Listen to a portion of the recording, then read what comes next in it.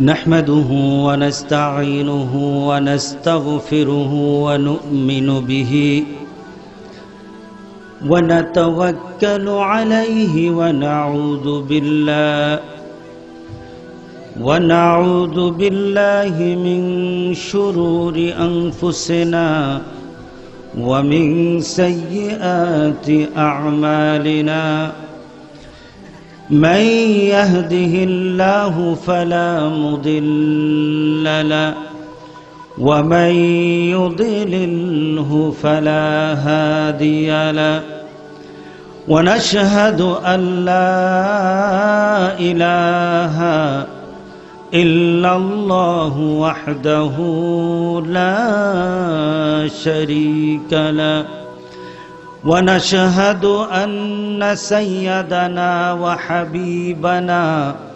وحبيب ربنا وطبيب أرواحنا وقلوبنا محمدا عبد الله ورسوله صلى الله تعالى وعلى آله وأصحابه وأزواجه وأتباعه وبارك وسلم أما بعد فأعوذ بالله من الشيطان الرجيم بسم الله الرحمن الرحيم من عمل صالحا من ذكر أو أنثى وهو مؤمن فلنحيينه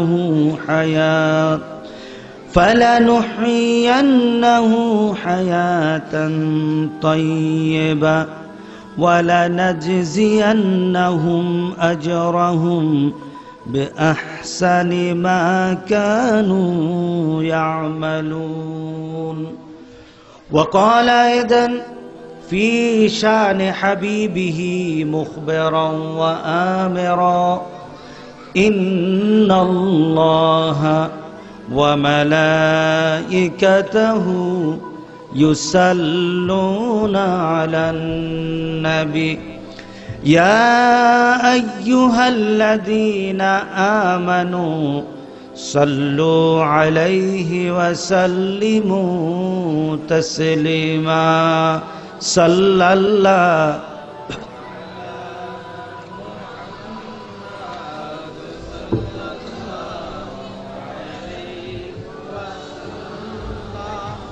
صلى الله على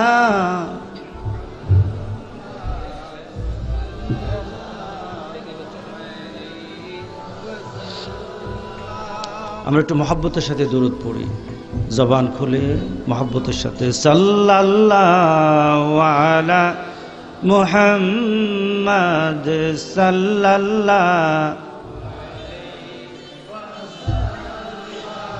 সাল্লাল্লাহু আলা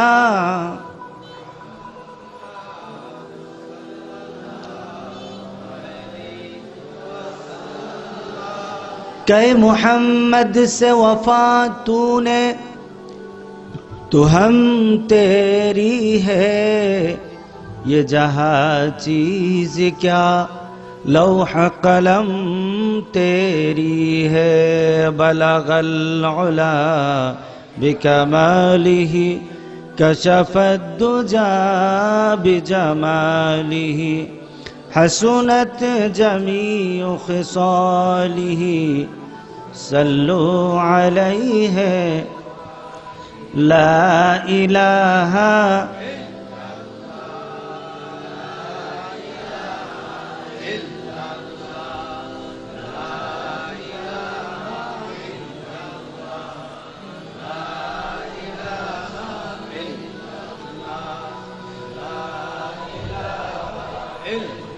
ला इलाहा इल्लल्लाह मुहम्मदुर रसूलुल्लाह।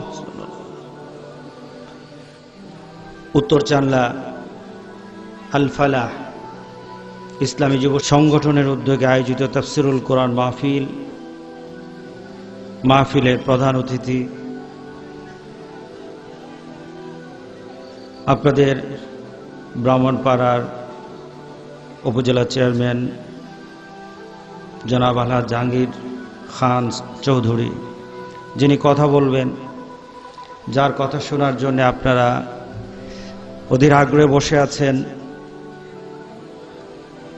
যার আলোচনা আমরা উজ্জীবিত হই, যার আলোচনায় আমরা কোরআন এবং হাদিসের সঠিক ব্যাখ্যা এবং পথকে খুঁজে পাই, সঠিক তথ্য আমরা কোরআন থেকে খুঁজে পাই, ব্যাখ্যা খুঁজে পাই।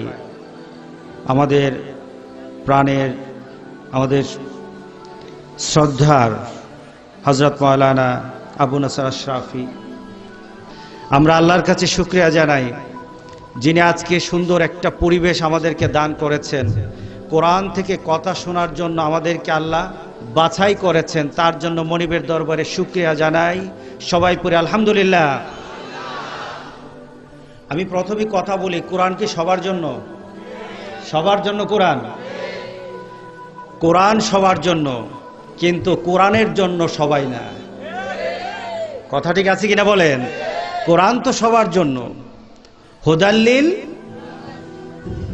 হুদাল্লিল আলামিন, গোটা পৃথিবীর সবার জন্য এই কোরআনের মধ্যে তার দুনিয়া এবং আখিরাতের যত ধরনের প্রয়োজন আছে সব মিটানোর সব ব্যবস্থা আল কোরআনে আছে।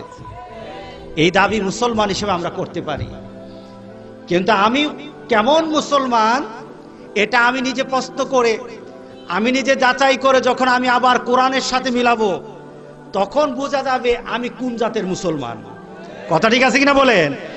কোরআন তো সবাইকে আলোকিত করে, তবে আমার ভিতরে কোরআনের আলো কতটুকু ঢুকাতে পারলাম, কতটুকু নিতে পারলাম, আমি যখন কোরআনকে সামনে নেব সেটা যাচাই হয়ে যাবে আমার ভিতরে কোরআনের নূর কতটুকু আছে। কথা ঠিক আছে কিনা বলেন? সেজন্য আল্লাহ বলেছেন এই কোরআন কাউকে এমন ব্যবস্থা করে দেয়, এই কোরআনের মাধ্যমে কেউ ঈমানকে বাড়িয়ে নেয়। কি করে? ঈমান বৃদ্ধি পায়। আবার এই কোরআনের কারণে অনেকে বুঝটা তার বুঝতে গিয়ে, এই কোরআনকে অনুধাবন করতে গিয়ে সেই ঈমান হারা হয়ে যায়, ঈমান থেকে দূরে চলে যায়। ইউদিল্লু বিহি কাসীরা ওয়া ইয়াহদি বিহি কাসীরা। আল্লাহ বলেন এই কোরআন দিয়ে আমি অনেকের ঈমানের মধ্যে, অনেকের ঈমানের বুঝের মধ্যে বিপদ চলে আসে। রাসূল পাক সাল্লাল্লাহু আলাইহি ওয়াসাল্লাম এই কোরআনের দাওয়াত দিলেন, আবু বকর শুনলো, ঈমান বেড়ে গেল। কথা ঠিক আছে কিনা বলেন? ওমর শুনলো, ঈমান বেড়ে গেল। উসমান শুনলো, ঈমান বেড়ে গেল। আবু জাহেল শুনলো, ঈমান হারা হয়ে গেল। কথা ঠিক আছে কিনা বলেন? বুঝতে হবে এই কোরআনকে নিজের সাথে অ্যাডজাস্ট করতে হলে কোরআনমুখী নিজের দিলকে ঘুরিয়ে নিতে হবে, আগে নিজেকে কোরআনমুখী হতে হবে। সুতরাং আজকের মাহফিলে আমরা আজকে প্রথম দিক থেকে প্রত্যয় নেই, আল্লাহর কাছে চাহিদা রাখি, আল্লাহর কাছে নিবেদন করি, মাবুদ আমাদের ঈমান যেন আজকের মাহফিল থেকে বেড়ে যায়, এই পরিবেশ তুমি দান করে দাও। কি বলেন? মাহফিলে ঈমান বাড়ো, আমরা অনেকে কমই কিনা?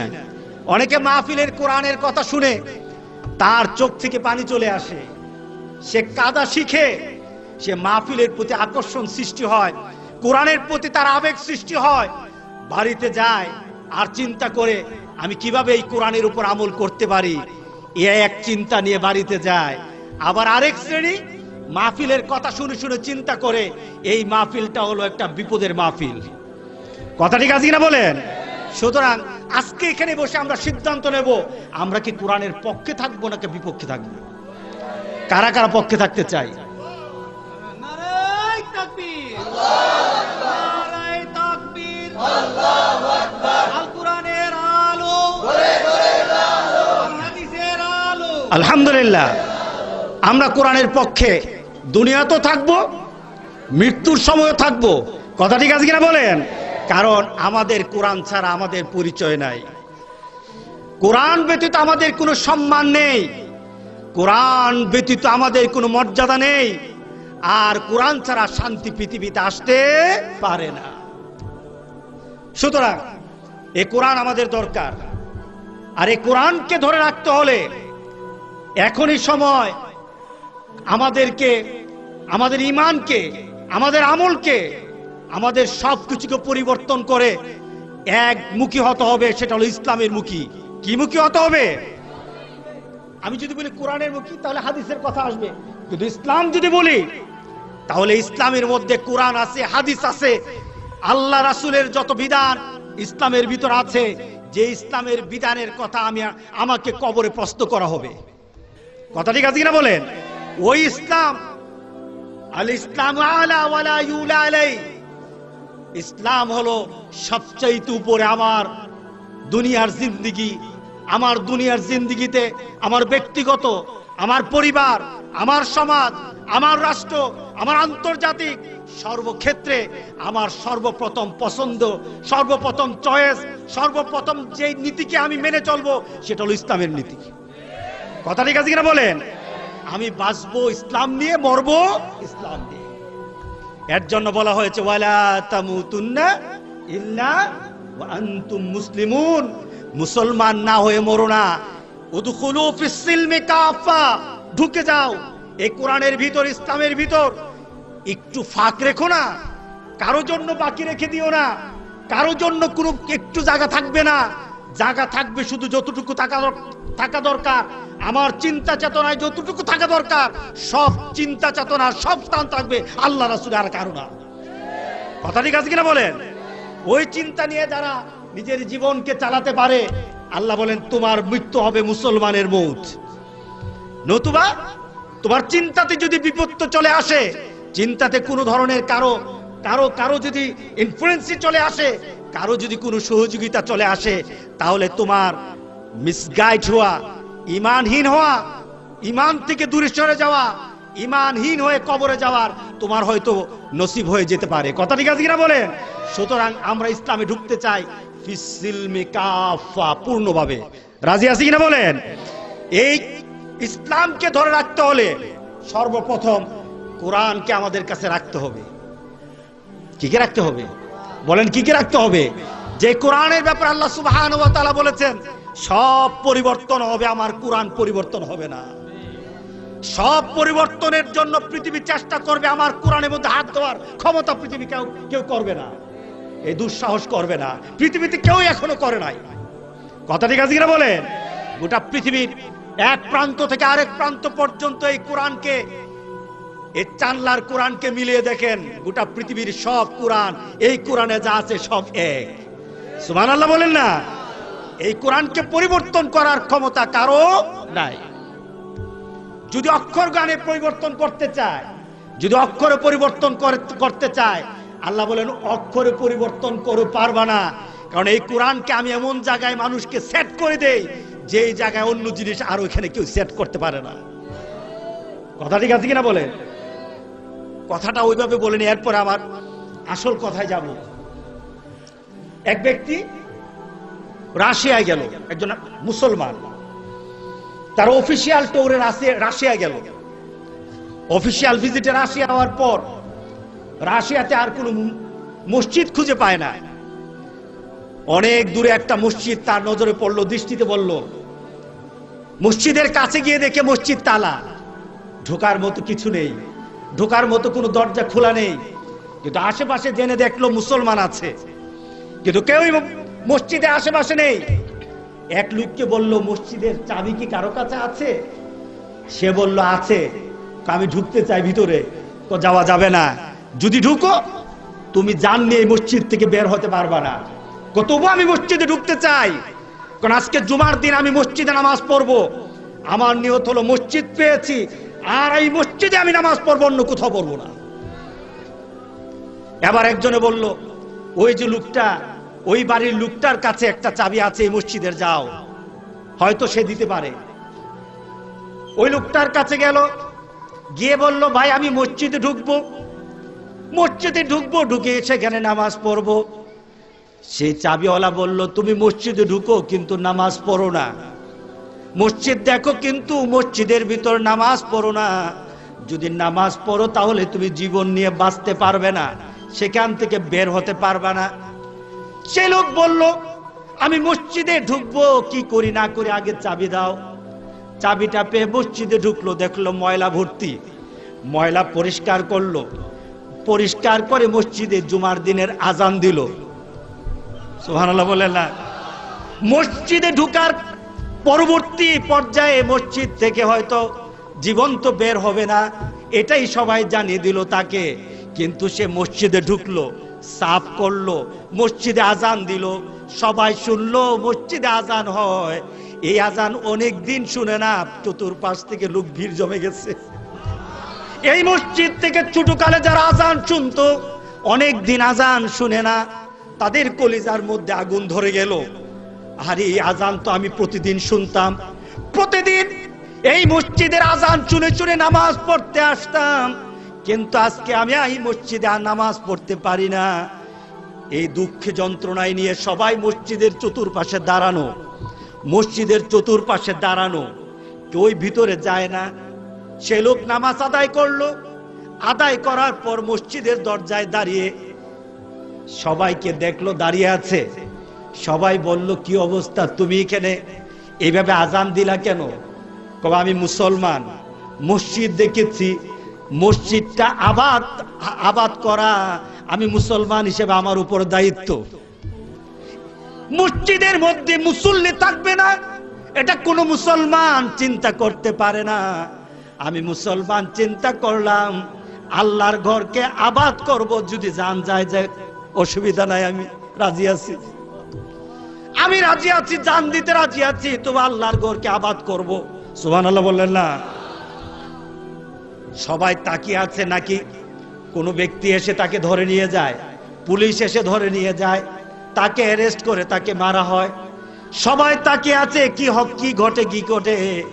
এমন সময় ছোট একটা বাচ্চা এসে তাকে আঁকড়ে ধরে বলল, ভাই তুমি একজন মুসলমান, তুমি এই দেশি নয়, অন্য দেশি, ভিন দেশি, তুমি আজান দিয়েছো, কিন্তু আমরা তোমার সাথে নামাজ পড়তে পারি নাই।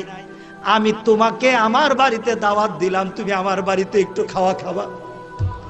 ছোট্ট বাচ্চাটা তাকে হাত ধরে নিয়ে তার বাড়িতে নিল, বাড়িতে নিয়ে বসলো। তার বাবা বলল, তুমি আজান দিয়েছো, জানি না কি হয় তোমার উপর। সে বলল, প্রস্তুত নেই, আমি আজান দিয়েছি আল্লাহর কালেমাকে, আল্লাহর তাওহীদের আজান, আল্লাহর তাওহীদের কথা উঁচু করার জন্য।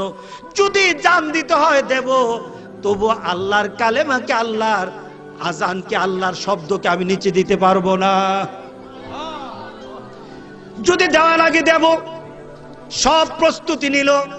এবার ছোট বাচ্চা বলল, আমার বাড়িতে কিছু খাবেন? তার বাবা বলল, আমার ছেলে আপনাকে দাওয়াত দিয়েছে, এই কারণে আপনি আমার বাড়িতে একটু খেয়ে যাবেন। খেতে বসলো।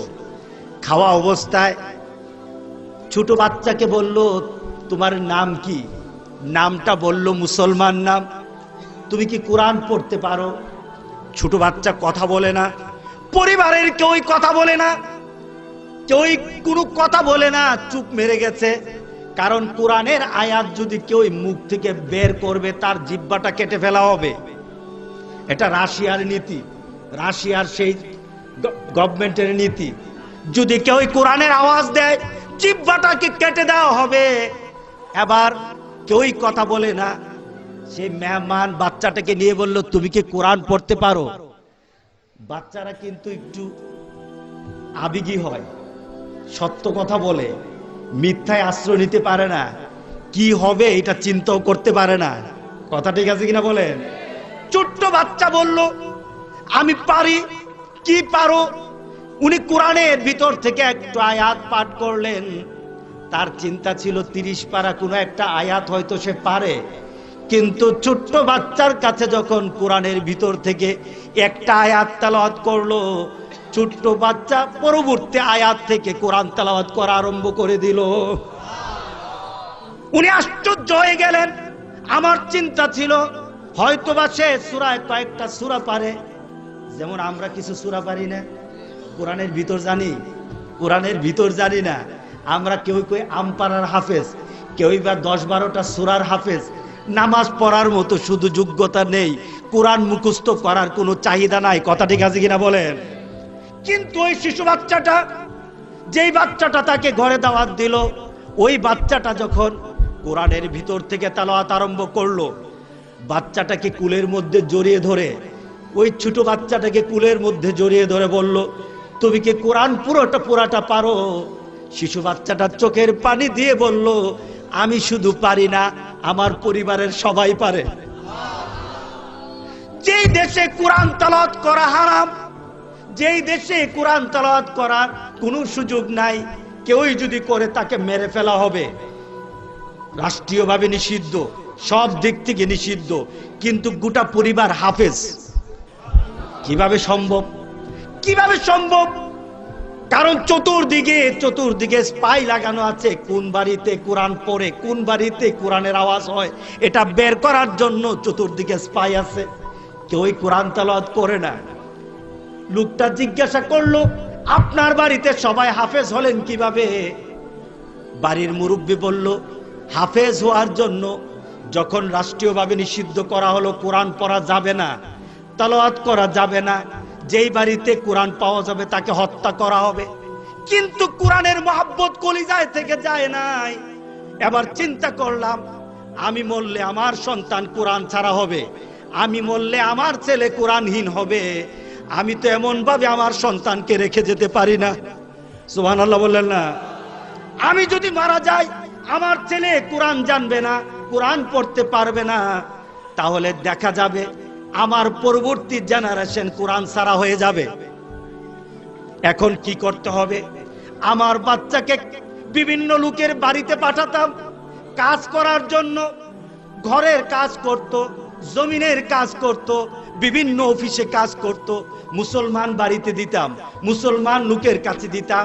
দাবি ছিল একটা, আপনার বাড়িতে কাজ করবে, আপনি আস্তে আস্তে ঘরের মধ্যে কাজ করাবেন, জমিনে কাজ করাবেন। জমিনে যখন আমরা কাজ করি, গুনগুন করে গান গাই। কেউ গান গায় না? বিভিন্ন মানুষ গান গায়। তার দাবি ছিল, আমার ছেলেকে গান নয়, আপনি যতটুকু কোরআন পারেন কাজ করাবেন আর আমার ছেলেকে শিখাবেন। আপনার জমিনে, আপনার দোকানে কাজ করবে, কাজের ফাঁকে ফাঁকে আমার সন্তানকে কোরআন শিখাবেন, একটু একটু করে শিখাবেন। এইভাবে শিখতে শিখতে আবার পরিবার নয়, এই পরিবেশের যতগুলি মানুষ আছে সবগুলি কোরআনে হাফেজ হয়ে গেছে। রাষ্ট্রীয়ভাবে সকল দিক থেকে কোরআন নিষিদ্ধ, সব থেকে কোরআনকে বন্ধ করে দেওয়া হয়েছে, কিন্তু আল্লাহ পরিবেশ করে দিলেন, প্রত্যেকটি মানুষের অন্তরের মধ্যে আল্লাহ কোরআনের মহব্বত ঢেলে দিলেন। আল্লাহ নিজে বলতেছেন, দুনিয়ার কেউ যদি চায় কোরআনকে দুনিয়া থেকে নিশ্চিহ্ন করতে পারবে না। কথা ঠিক আছে কিনা বলেন? ইন্না নাহনু নাযালনা যিকরা ওয়া ইন্না লাহু লাহাফিজুন। আল্লাহু আকবার। কোরআন নাজিল করেছি আমি, আর কোরআনকে কিভাবে মানুষের মধ্যে রেখে এটাকে হেফাজত করা লাগবে, এটার সকল পরিকল্পনাকারীও আমি। সুবহানাল্লাহ বলেন। তোমরা সবাই নিষেধ করলা পড়া যাবে না, আর আমি আল্লাহ সুবহানাহু ওয়া তাআলা গোটা পরিবেশের মধ্যে কোরআনকে এমন ভাবে ঢুকিয়ে দিলাম, আগে যদি হাফেজ হতো 10 জন, এখন হলো ওই পরিবারের সবাই। সুবহানাল্লাহ বলেন। নদীতে বাঁধ দিলে নদীর গতি বাড়ে না কমে? আপনাদের খাল আছে কিনা? খালে যদি বাঁধ দেওয়া হয়, স্রোতধারা, নদীর পানি স্রোতধারা, পানি চলমান, ওই মুহূর্তে কেউ যদি বাঁধ দেয়, বাঁধ কিছুক্ষণ দাঁড়াতে পারে, কিন্তু বেশিক্ষণ বাঁধ টিকে না। কথা ঠিক আছে কিনা বলেন? এক সময় না এক সময় ওই স্রোত ওই বাঁধকে ভাঙবে। কোরআন গোটা পৃথিবী থেকে নিশ্চিহ্ন করে দেওয়ার যত ধরনের ষড়যন্ত্র, কেউই কিছু সফল কাম হতে পারবে না। কোরআন কিয়ামত পর্যন্ত এই পৃথিবীতে ভেসে থাকবে ইনশাআল্লাহ। কথা ঠিক আছে কিনা বলেন? কারণ হলো একটাই, কোরআন এমন স্থান থেকে এসেছেন, এমন স্থান থেকে কোরআন এসেছে, আর এমন আল্লাহ আমাদেরকে কোরআন দিয়েছেন যার উপর পৃথিবীতে ক্ষমতা কারো কথা ঠিক আছে কিনা বলেন? আজকে বলেন তো দেখি, সে রাশিয়ার পরিবেশ বলে দিল কোরআন পড়া যাবে না, কিন্তু রাশিয়ার মুসলমানরা দাবি করলো, মনে মনে সিদ্ধান্ত নিল কোরআন ছাড়া থাকবো না। কথা ঠিক আছে কিনা বলেন? আজকে আমাদের সমাজে কোরআন আছে না নাই বলতে হবে। কয়জন পারেন কোরআন? কয়জন কোরআন পড়তে পারেন? আজকে মাহফিল আছে কিন্তু কোরআন নাই। আজকে মাহফিল হয়, ইবাদত হয়, জিকির হয়, কিন্তু কোরআন নাই। কথা ঠিক আছে কিনা বলেন? আপনি খানকায় যাবেন, জিকির, আপনার খানকায় যাবেন, জিকির, তালিম, কোরআন নাই। আপনি মাদ্রাসায়, কোরআন নাই। মাদ্রাসা থেকে পর্যন্ত কোরআন অনেকটা ছাড় হয়ে গেছে। আজকে আপনার ছেলে কোরআন পড়বে, ওই পরিবেশের জন্য মক্তব পর্যন্ত নাই। কথা ঠিক আছে কিনা বলেন? মক্তব পর্যন্ত এখন আমাদের সমাজে নাই। মসজিদগুলি এখন খালি হয়ে গেছে। কিন্ডার গার্ডেনের জন্য সবাই প্রস্তুত, কিন্তু কোরআন শেখানোর জন্য প্রস্তুত না। আজকে আমার ছেলে কি হয়েছে? আমার ছেলে সব জানে, কোরআন পড়তে জানে না। একজন ভালো ছেলেকে বললাম, ইঞ্জিনিয়ার, তাকে বললাম সব কিছু তো তুমি ভালো, তোমার রেজাল্ট অনেক ভালো, কোরআন পড়তে পারো? ছোটকালে কিছু কিছু পড়েছি, মনে নাই, আবার পড়ে নেব, আবার পড়ে নেব। সে ইঞ্জিনিয়ার হয়, কোরআন পারে না। এমন ছেলে এই সমাজে আছে কিনা বলেন? আছে কিনা বলেন? সমাজে ডাক্তার হয়, কোরআন পারে না। সমাজে মাস্টার হয়, কোরআন পারে না। সমাজের নেতা হয়, কোরআন পারে না। সমাজের মধ্যে বিভিন্ন শ্রেণীর বড় বড় বড় ধনীরা হয়, কোরআন পারে না। এই সংখ্যা যদি ধরা হয় 90 ভাগের উপর। কথা ঠিক আছে কিনা বলেন? আজকে সমাজে আমরা মনে করি কোরআন আছে, কিন্তু আসলে কোরআন কিন্তু সমাজে নাই। কোরআন আছে মসজিদে, কোরআন আছে ঘরে, কোরআন আছে কিতাবের মধ্যে। কথা ঠিক আছে কিনা বলেন? এই কোরআন তো তার জন্য নয়, এই কোরআন তো আমাকে দেওয়া হয়েছে, আমি পড়বো, আমি পড়াবো, আমি বুঝাবো, আমি সেই কোরআন অনুযায়ী সবাইকে চালাবো। এই ক্ষমতা প্রত্যেকটি মানুষকে দেওয়া হয়েছে। কথা ঠিক আছে কিনা বলেন? ওয়াতলু আলাইহিম আয়াত, ওয়াতলু আলাইহিম আয়াতুকা ওয়া ইউআল্লিমুহুমুল কিতাব ওয়াল হিকমা। মুহাম্মদ সাল্লাল্লাহু আলাইহি ওয়াসাল্লাম যখন দায়িত্ব পেলেন নবুয়তের দায়িত্ব পাওয়ার পর, রাসূলকে সর্বপ্রথম আল্লাহ সুবহানাহু ওয়া তাআলা যে দায়িত্ব দিলেন, আপনার উম্মতকে কোরআন তেলাওয়াত শিক্ষা দেন। কি শিক্ষা দিতে হবে? কোরআন তেলাওয়াত শিক্ষা দেন আপনার উম্মতকে। আপনার উম্মতকে আগে কোরআন তেলাওয়াত শিক্ষা দিতে হবে। কিন্তু আমাদের সমাজে আবার এক শ্রেণী বলে, ফজিলতের কথা মানো, ফজিলতের আমল করো, কোরআন পড়তে হবে না। আছে কি না? ফজিলতের কথা বলে তারা। খোদার কসম কে বলি, কোরআনের উপর কোনো ফজিলত এই পৃথিবীতে নাই। কোরআনের আয়াত থেকে ফজিলতের কোনো শব্দ পৃথিবীতে নাই। কোরআন হলো সবচেয়ে ফজিলতের শব্দ। ওই ফজিলতের শব্দ হলো কোরআন। যারা কোরআন পড়বে তারা সবচেয়ে বেশি বড় জিকির করে। কিন্তু আজকে আমাদের মধ্যে নাই। কথা ঠিক আছে কিনা বলেন? এই সমাজ সবকিছু থাকবে, কোরআন থাকবে না, এমন পরিবেশ পরিকল্পিতভাবে হচ্ছে, পরিকল্পিতভাবে আমাদের সমাজের মধ্যে হচ্ছে, যেটা আমরা টের পাই না। অনেক সময় দেখা যায় আমরা ডাক্তারের কাছে যাই, ডাক্তার আমাদেরকে, ছোট বাচ্চাদেরকে ইনজেকশন দিবে, ইনজেকশন দেওয়ার আগে বাচ্চাকে বিভিন্ন জিনিস দিয়ে ভুলিয়ে নেয়, খেলনা দেখায়, মিষ্টি দেয়, চকলেট দেয়, দিয়ে ছোট্ট বাচ্চাকে হাতে দিয়ে বলে, এটা কি কত সুন্দর, এই যে তোমার জন্য চকলেট, এই সব কিছু দেয়। দিয়ে দিয়ে আস্তে আস্তে তার ব্রেন থেকে ইনজেকশনের যে চিন্তা আছে সেটাকে দূর করে কিনা? দূর করে নেয়। দূর করে দিয়ে হঠাৎ একজন আস্তে করে ডাক্তার হুট করে তাকে সুইটা ঢুকিয়ে দেয়, টের পায় না। কথা ঠিক আছে কিনা বলেন? আজকে ঠিক ওই সমাজ এসে গেছে। এই সমাজে অপসংস্কৃতি, এই সমাজে মিডিয়ার যত ধরনের কাজ, মিডিয়া থেকে আরম্ভ করে এই সমাজের মধ্যে মানুষের ঈমান এবং আমল ধ্বংস করার জন্য সব ব্যবস্থা মিডিয়া থেকে আরম্ভ করে পরিবেশ সকল কিছু করে ফেলেছে। আস্তে আস্তে এদিকে ব্যস্ত থাকতে থাকতে কোরআন থেকে মানুষ তার চিন্তাধারাকে দূরে সরিয়ে ফেলেছে। কথা ঠিক আছে কিনা বলেন?